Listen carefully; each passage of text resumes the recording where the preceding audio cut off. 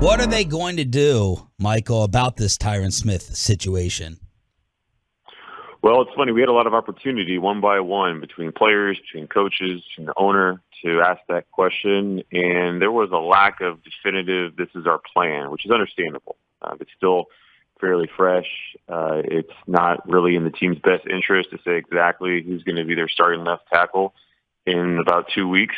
But you do get a sense that Tyler Smith is the internal front runner for this opportunity, where the Cowboys drafted him in April to be what they considered a left side player. So a left tackle, left guard. They had Tyron Smith.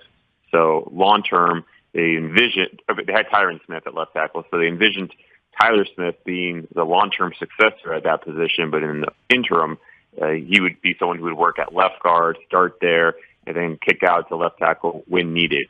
This injury seems to be accelerating that plan. So you're going to likely have, it appears, Tyler Smith being someone who kicks out, works at left tackle in the couple weeks of practice leading up, and then starts week one against the Buccaneers. He hasn't practiced at left tackle since June when the Cowboys wrapped up their mini camp. But that is the indication right now. I would say talk to me another 24, 48 hours. I would feel confident and tell you a little bit more definitive that that's the direction the Cowboys are going. But if you're reading the tea leaves based on last night and just common sense of understanding what the Cowboys' plan is for Tyler Smith long term, that would be where that would guide you. Bobby does not like this rationale. I think it makes perfect sense. We'll let you be the referee. My out loud thinking is Tyler Smith can't beat Connor McGovern at left guard. McGovern, according to McCarthy the other day, is still the starter. So why would him at left tackle not terrify us? Why hasn't he beaten out McGovern, Michael? Well, I'm not really. I wonder how much of that is McCarthy. I think Jerry Jones being asked that question and giving that answer would be a little bit more meaningful than Mike McCarthy, whose inherent instinct is to be a little bit more coy as to what his team's starting lineup in a couple weeks looks like. Mike McCarthy being asked that question and saying today, this is Connor McGovern would be our guy, I think is a reflection of McGovern's experience, a reflection of Tyler Smith being limited with an ankle injury, and the season still being a couple weeks away. And so a lot of opportunities still for Tyler Smith to make up some ground in that competition. The fact that the plan was for Connor McGovern tonight, and whether or not that plan has changed following Tyron Smith's injury, is entirely, we'll find out tonight. But the plan for Connor McGovern going into that injury was for him to start at center against the Seahawks. And that's a little unusual for a guy who's going to be your week one starting left guard. Likewise, we've seen Connor McGovern line up at right guard, at center, tackle positions, fullback. And so he's been this rover. And so if indeed you're definitive that he's your week one left guard, it's at least uncommon to move him around as much as the Cowboys have been. So I think all along they've been looking to get Tyler Smith involved. It's not like if this injury didn't happen, that your rookie first-round draft pick was not seeing the field this year. He would have. But as to where and how often, I think there was still a little bit of uncertainty, but now it's very clear that Tyler Smith is going to be very involved from the jump. Michael, I don't think Connor McGovern's been bad in training camp at all. I think he's been solid. But to me, it's just when I've looked over the summer at the OTAs, the mini camp, into training camp, into the preseason games, I just think Tyler Smith's been better just about at every interval. I don't know if you see it that way. I mean, I don't know if this is about earning stripes, if this is about a coaching staff that knows, in all honesty, they're probably a little bit under review this season and feel like they want somebody a little more assignment sound potentially. But I don't know how you see it. Have you seen it the same way that Tyler Smith to me has been a definitively better player, and that's not an indictment against Connor McGovern? Well, no doubt Tyler Smith's flashes are brighter than Connor McGovern's, just because you see the tools, you see the physicality, you see how he just, once he gets his hands on somebody, shuts them down. You see the athleticism and space, and some of the finer aspects of him athletically. This is a guy with all the tools. I forget which player said it last night, but he has all the tools in his bag. It's just a matter of learning how to use them. It's like a new homeowner. who doesn't have a clue of how to fix different things that go around the house. You got all the tools and you're trying to learn how to use them. Tyler Smith is getting a clue, and he's worked his tail off. Even before the Cowboys drafted him, he understood that he needed technical refinement. He's had to train his eyes.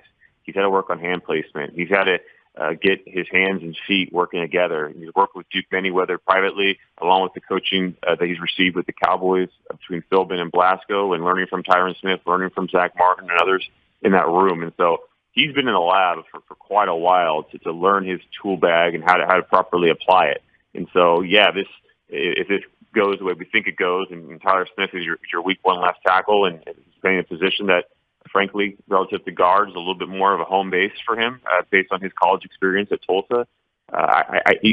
Will it take time for him to really settle to his own and play his best football consistently? Yes, it will. I think the more that everyone can just accept that from the jump, it's probably for the best. But he's going to flash.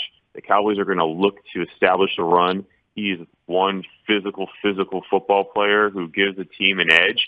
The penalties are probably going to come, be it cadence, be it with the hand placement that might lead to holding. But I'll tell you what, from the preseason, his holding penalties that he's going to get inevitably, they look different than Connor Williams' holding penalties last year, where I haven't seen Tyler Smith just get flat out beat and reached to prevent a sack. His are more hand placement and just getting himself into trouble with that, and all that will come with time. The upside in Tyler Smith, and I think you could apply this to other areas of the rookie class, including with Sam Williams.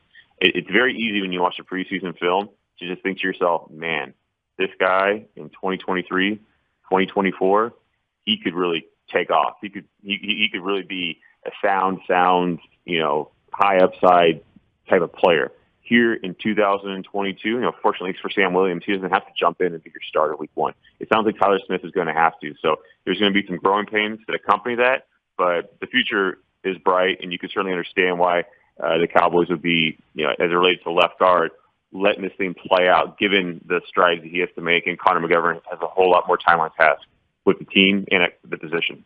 Michael Gehlken from the Dallas Morning News joining us here on the Diamond Factory Hotline on your home of the Cowboys, 105.3 The Fan. What is out there on the market that they would either explore or that they're ignoring to replace Tyron? I wouldn't want to give you exact names, but I can tell you that before Tyron Smith's injury, the Cowboys have been exploring their options very seriously, very intently, on what the market looks like. And that means players who are presently on now 80-man rosters who could be getting cut, who might be optioned on waivers, players who are on the street, free agents, not being in camp with teams, veterans who might be willing and able to step in after Tuesday's cut down. I don't expect that you're going to see any veteran or otherwise tackle come into the building before the Cowboys reduce from their 80-man roster to the final 53. There's just a lot of moving pieces that are going on right now, and so it's going to be a wait, my understanding, until after that cut down. And then after that, I would expect that there will be an offensive tackle on the Cowboys 53-man roster either before week one or shortly thereafter. Maybe before week one, who isn't presently on the team. So I don't think the Cowboys are necessarily panicking where they're going to make this incredibly dramatic trade for a starting left tackle. I do think Tyler Smith is going to be the guy to whom they turn week one, but at the same time, it's something that they were thinking about before Tyron Smith injury, which is helping the depth at that position. Josh Ball, redshirt year for him last year, missed most of camp with the high ankle sprain, hasn't played really football since December of 2020 against UAB for Marshall.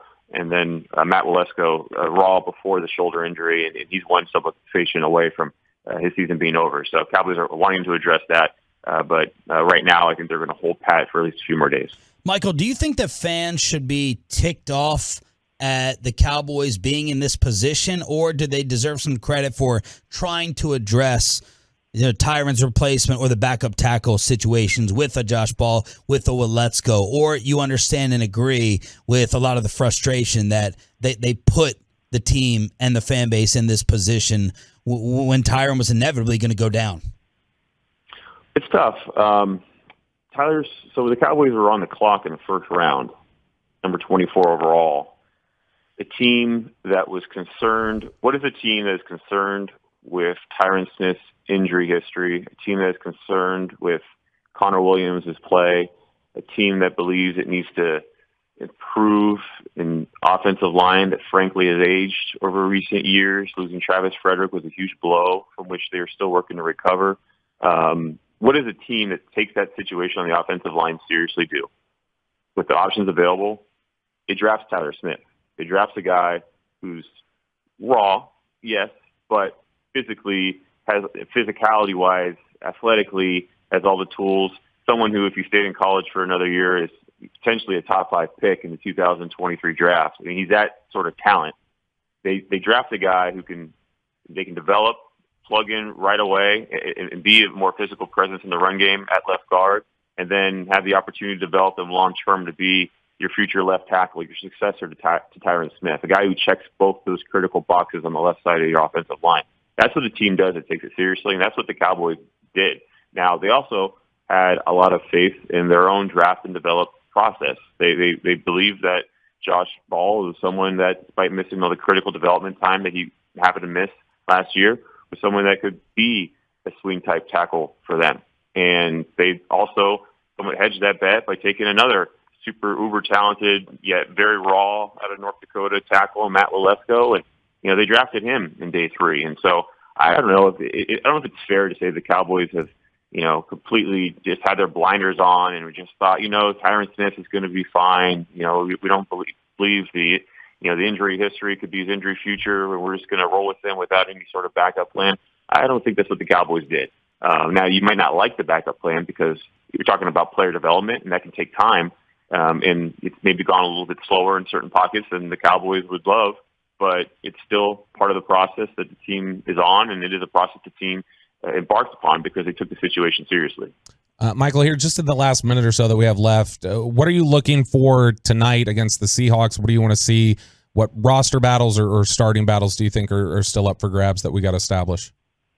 Yeah, it's funny. It doesn't kind of feel like you guys, maybe it's just me, but it doesn't feel like a preseason games tonight with all this Tyron Smith situation. Yeah. Like, I don't even know if we had 3 things to watch in today's paper. But yes, there is a preseason game tonight. Obviously, the starters, by and large, you're not going to see them on the field. I think the tight ends room, for a while, I thought there were going to be 4 tight ends on this 53-man roster, but with Sean McEwen's knee injury, I don't think we're going to see him tonight. It might just be Dalton Schultz, Ferguson, and Hendershot as your tight ends. So I'm really, any opportunity I see Hendershot, who blocked a lot last week, is interesting just to see what that room could look like. Running back, I think Malik Davis and Champion for that matter. I think Cowboys personnel department hit the running back position out of the park in terms of the young depth that they acquired. So seeing how Malik Davis does, I think he's really made a strong push. Rico Dowdle, to me, is safe on this roster, but nonetheless, I think quarterback is interesting. You really can go down the line. I'm excited to see another game of film and just seeing what some of these players have in terms of player development. Because you're looking for the strides from one week to week 2 into now this final preseason game. So a long-winded answer, and we're short on time, but I think it'll be fun to watch tonight's game, and more so when you're not in deadline, we're watching the film in the morning and getting a better feel as to how players are producing.